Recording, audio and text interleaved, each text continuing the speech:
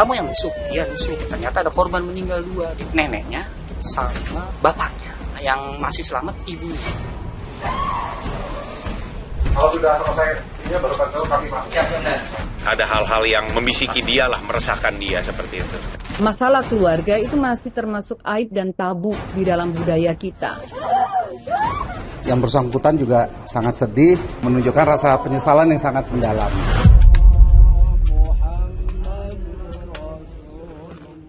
Tragedi kelam menimpa sebuah keluarga di kawasan Cilandak, Jakarta Selatan, Sabtu pekan lalu. Seorang nenek dan seorang pria ditemukan tergeletak tak bernyawa dengan luka-luka di sekujur tubuhnya. Sementara seorang perempuan, masih anggota keluarga rumah itu, ditemukan dalam keadaan terluka berat namun berhasil keluar dari jeratan maut. Satu lagi anggota keluarga yang masih remaja sempat terlihat keluar dari rumah dengan noda darah nampak di tangan maupun bajunya. Bagaimana kisahnya sampai maut membayangi satu keluarga itu? Saudara simak buser investigasi nyawa melayang akibat bisikan gaib.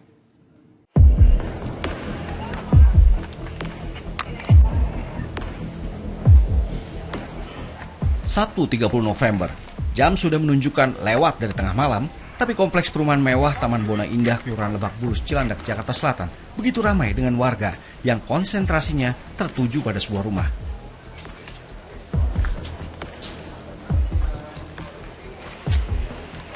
Suasana cukup tegang karena sejumlah security dan juga polisi berjaga di sekitar rumah.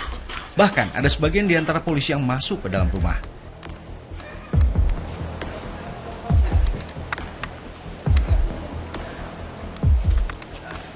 Situasi yang nampaknya cukup genting karena tim Inafis dari Polres Metro Jakarta Selatan juga datang ke TKP.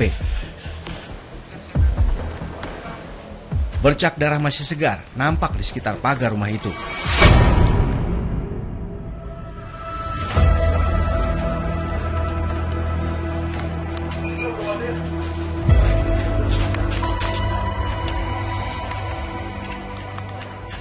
Begitu keranda jenazah masuk ke rumah, jelas sudah ada korban yang jatuh akibat perbuatan kriminal. Kesaksian security inilah yang membuka tabir kejahatan di waktu orang tengah terlelap. Kita dapat kabar dari rekan, katanya ada penusukan. Saya kontak balik. Itu penusukan di mana? Di Bandung 51 posisinya korban. Lanjut, saya kontak lagi. Teman nimpah, tersangkanya keluar katanya, pelakunya. Saya inisiatif, karena di sini teman udah ngamanin, saya keluar ngejar sama teman saya satu, ketangkaplah di sebelum lampu merah, Karang Tengah sini. Awalnya kata dia, kamu yang nusuk? Iya nusuk. Kita belum tahu kalau itu ada korban di dalam ya, ada yang meninggal. Nah, teman cek lagi, ternyata ada korban meninggal 2 di dalam. Perbuatan sadis ini diduga dilakukan anak yang masih duduk di bangku SMA berusia 14 tahun berinisial MAS. Ia diduga menganiaya bapak dan neneknya dengan senjata tajam hingga menghembuskan nafas terakhir. Sang ibu, meski terluka berat, selamat dan berhasil keluar dari rumah sebelum ditolong warga.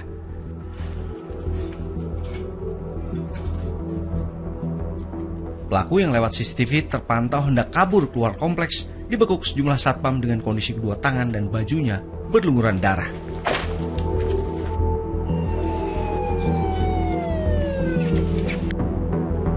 Hari ini ada peristiwa pembunuhan yang dilakukan oleh seseorang yang sementara diduga oleh anak dari korban. Korban ada 2 yang meninggal dunia, bapaknya dan neneknya. Korban dua-duanya ada di lantai dasar. Untuk ibu sementara sudah kita bawa ke rumah sakit Fatmawati dalam keadaan luka berat. Untuk pelaku atau tersangka sudah diamankan ke Polsek Cilandak. Polisi pun melakukan olah TKP dan kumpulkan sejumlah barang bukti, termasuk pisau yang diduga untuk membunuh. Jasad kedua korban dibawa ke kamar jenazah RSUP Fatmawati untuk diotopsi. Polsek Cilandak terus menelusuri motif terduga pelaku berbuat di luar akal sehat ini.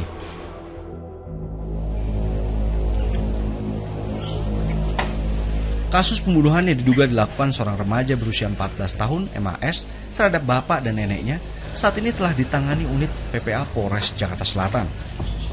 Polisi juga telah memeriksa kesaksian sejumlah orang, diantaranya security dan warga sekitar. Ya, jadi untuk pelaku atau yang anak yang berkonflik dengan hukum, ya karena memang di bawah umur, jadi 14 tahun untuk umurnya sekarang ini sudah diamankan. Jadi lagi digali dan minta keterangan mengapa kejadian terjadi. Ya untuk motif sementara masih digali karena memang anaknya masih diam, ya ditanya diam. Oleh karena itu juga sekarang dilakukan cek urin, ya itu sudah dilimpahkan ke Polres Jakarta Selatan. Ya, jadi yang menangani adalah PPA Polres Jakarta Selatan. Ibu MAS yang selamat dari maut di tengah malam itu masih kritis kondisinya dan dalam perawatan di Rumah Sakit Fatmawati akibat sejumlah luka terkena senjata tajam di tubuhnya. Tim penyidik Reskrim dan Inafis Polres Metro Jakarta Selatan gerak cepat. Olah tempat kejadian perkara lanjutan kembali digelar Sabtu siang. Hal ini guna menyamakan keterangan terduga pelaku dengan kondisi TKP sekaligus mencari alat bukti tambahan. Di tempat tidur si ayah ya dan ibu, setelah itu di lantai, tangga ya sampai dengan lantai 1 bawah ya di depan kamar nenek dan ruang tamu. Setelah itu darah ada di tembok garasi ya, di pagar sampai dengan sekitar jalan depan rumah karena ibunya ini juga minta tolong ya sama tetangga ya, jadi darahnya juga ada di dekat rumah tetangga. Ya saat ini kami sedang menggandeng Apsipor ya untuk melakukan pendalaman motif ya, karena bagaimanapun anak adalah harus didampingi ya. Ya interogasi awalnya dia merasa dia tidak bisa tidur, terus ada hal-hal yang membisiki dia lah, meresahkan dia. Ada kan? Ya, udah masuk aja. Udah langsung ya? Udah. Ya. Dimulai? Dimulai ya? Siap. Kalau sudah oke, kasih tahu kami. Kalau sudah selesai ini baru kasih tahu kami masuk. Siap, benar.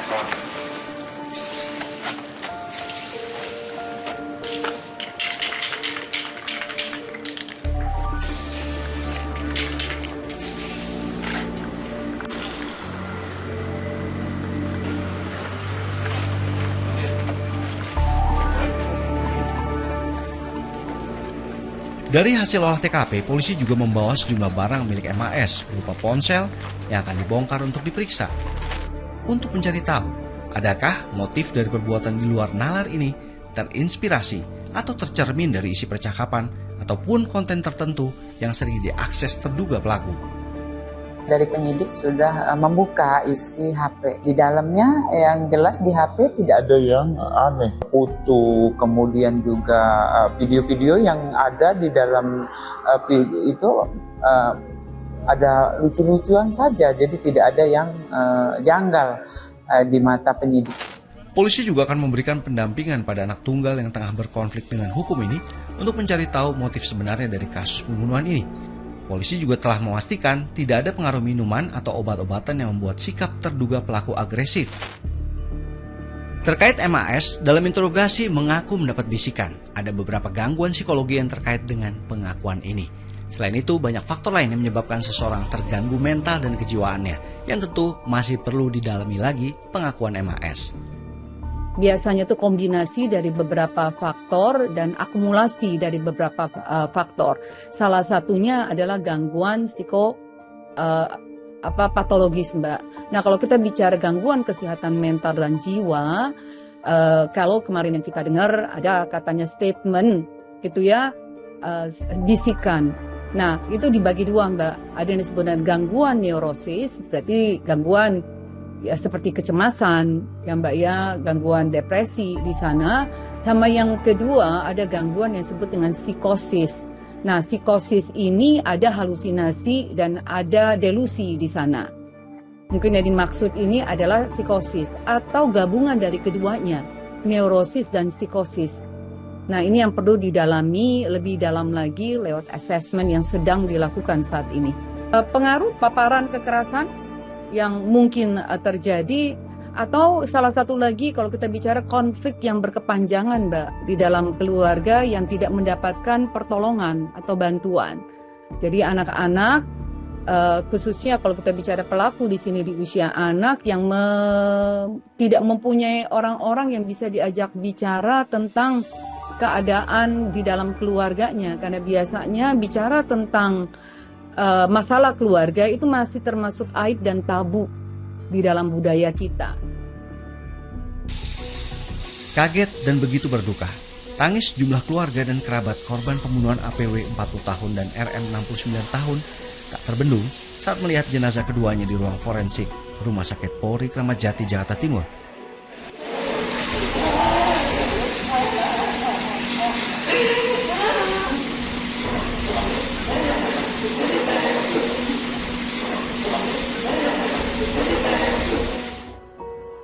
Sulit membayangkan anak APW yang juga cucu dari RM tiba-tiba mata gelap dan menyebabkan keduanya menghembuskan nafas terakhir dan juga membuat sang ibu kritis dan harus dirawat di rumah sakit.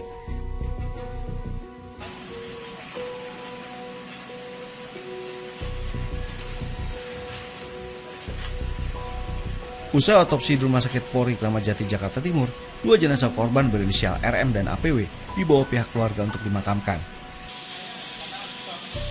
Jenazah RM, sang nenek dari MAS, dibawa keluarga untuk dimakamkan di TPU Tanah Kusir, Jakarta Selatan. Sedangkan jenazah APW, ayah dari MAS, dibawa pihak keluarga ke Bogor, Jawa Barat untuk dimakamkan di pemakaman keluarga.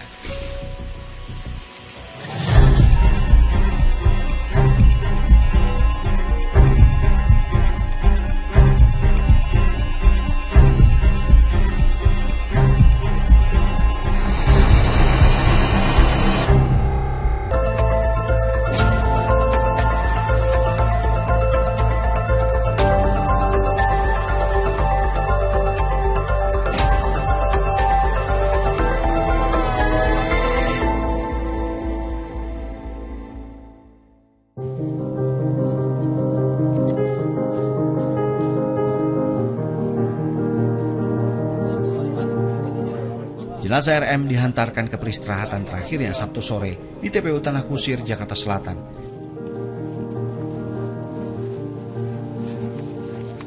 Keluarga dan kerabat melepas kepergian nenek berusia 69 tahun itu menghadap keharibaannya.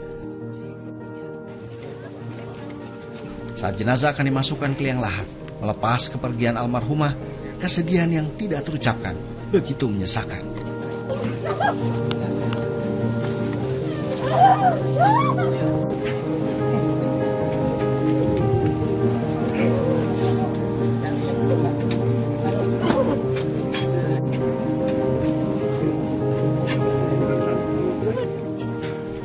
Dalam duka, para pelayat berdoa semoga sang nenek diampuni dosa-dosanya dan diterima amal ibadahnya.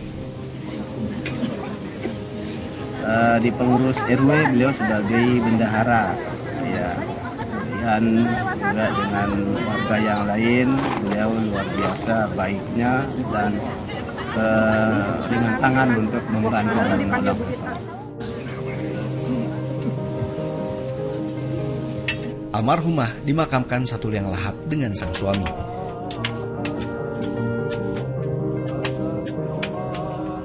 Korban dikenal sebagai orang baik yang sangat aktif di lingkungan masjid.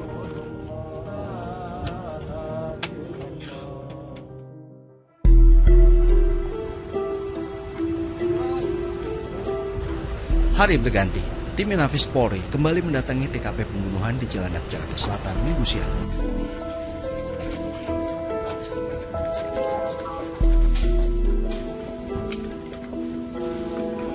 Polisi membawa plastik hitam besar yang diduga membawa kandang hewan peliharaan salah satu korban yang saat ini dirawat di Rumah Sakit Fatmawati dengan tujuan menyelamatkannya. Seorang tetangga yang mengontak polisi untuk membantu memindahkan hewan korban mengingat peristiwa malam kelam itu. Satu-satunya korban yang selamat berbaring kesakitan di depan rumahnya. Karena rumah saya dekat di sini, akhirnya saya kesini datang, saya lihat beliau ada di sini dan saya dengar yang di dalam itu katanya sudah meninggal, jadi saya lebih fokus ke yang masih hidup. Posisi boleh dijelaskan tergeletaknya seperti apa? Tiduran? Tiduran. Bukan tengkurap ya berarti? Enggak, tiduran. celentang. Jadi saya mundur, kemudian baru saya angkat ke mobil. Tapi dia tidak sakit gitu enggak, tapi bilangnya aduh gimana. Sementara itu, Menteri Pemberdayaan Perempuan dan Perlindungan Anak PPPA Arifatul Khoiri Fauzi datang ke Polres Jakarta Selatan bertemu langsung dengan MAS. Menteri PPPA ingin memastikan hak MAS, anak yang berkonflik dengan hukum, tetap terpenuhi selama pemeriksaan, meski yang bersangkutan masih di bawah umur. Arifah pun menambahkan ibu dari MAS AP masih belum bisa ditemui pihak kementerian dikarenakan masih jalani perawatan di rumah sakit. Pihak Kementerian PPPA juga akan memberikan pendampingan psikologis kepada ibu pelaku yang saat ini masih dalam perawatan. Sudah menjadi mandat dan tugas kami untuk memastikan apakah anak tercukupi haknya dan terlindungi. Karena si A ini sedang dalam kondisi yang kurang baik gitu. Jadi kami memastikan bahwa si A ini benar-benar terpenuhi ya, mungkin dampingan dari ahli gitu. Peristiwa pembunuhan malam itu memang masih menjadi tanda tanya semua pihak. MAS saat ini sudah bisa berkomunikasi dan bisa menjawab pertanyaan penyidik. Dalam kasus ini, polisi akan menggunakan aturan peradilan anak sesuai dengan Undang-Undang Nomor 11 Tahun 2012. Yang bersangkutan juga sangat sedih, menunjukkan rasa penyesalan yang sangat mendalam gitu. Usai penyidik Unit Pelayanan Perempuan dan Anak Satreskrim Polres Metro Jakarta Selatan menemukan 2 alat bukti yang cukup dari TKP, remaja 14 tahun berinisial MAS dinaikkan statusnya. Ya, setelah kita dalami, kemudian kita sudah mengumpulkan barang bukti, saksi-saksi sudah kita periksa, kemudian dari yang diduga melakukan juga anak yang berkonflik dengan hukum, sudah kita mintain keterangan, sudah kita dapat. Setelah itu semalam sudah kita tentukan bahwa dari saksi menjadi tersangka. Kesehatan mental MAS saat ini dalam kondisi stabil. Penyidik tengah memintai keterangan pihak sekolah untuk mendalami keseharian tersangka berinteraksi dengan guru dan teman-temannya. Sementara pihak kerabat yang mengenal MAS terkejut dengan tindakan anomali yang dilakukan MAS karena ia dikenal sebagai pribadi yang baik dan tidak bermasalah. Pendiam ya, pendiam sebenarnya, cuma dia berbaur dengan sepupunya, main bareng tuh akrab gitu, terus kan akademisnya juga pintar gitu kan, ya kayak anak-anak pada umumnya lah. Di sini tuh rumah yang hangat gitu ibaratnya. Kalau di sini pasti pastinya ketawa ceria pokoknya. Terus kan tiba-tiba pas hari Sabtu itu dengar berita begitu, saya benar-benar shock sih. Komnas Perlindungan Anak juga telah menemui MAS di Polres Jakarta Selatan. Ketika ada seorang anak, dia melakukan tindakan secara keji, nah yang kami lihat itu bukan pada saat peristiwa terjadi, tapi kami akan mencari tahu ada apa latar belakang sehingga anak ini melakukan kejahatan yang sepertinya kita lihat hari ini itu tidak layak ataupun tidak lazim dilakukan oleh seorang remaja. Namun satu hal yang mengejutkan, dan ini bisa dibilang sebagai progres, MAS menulis pucuk surat yang ditujukan untuk sang ibu yang belum pulih dan masih dirawat di rumah sakit. Dalam tulisannya, MAS memohon maaf.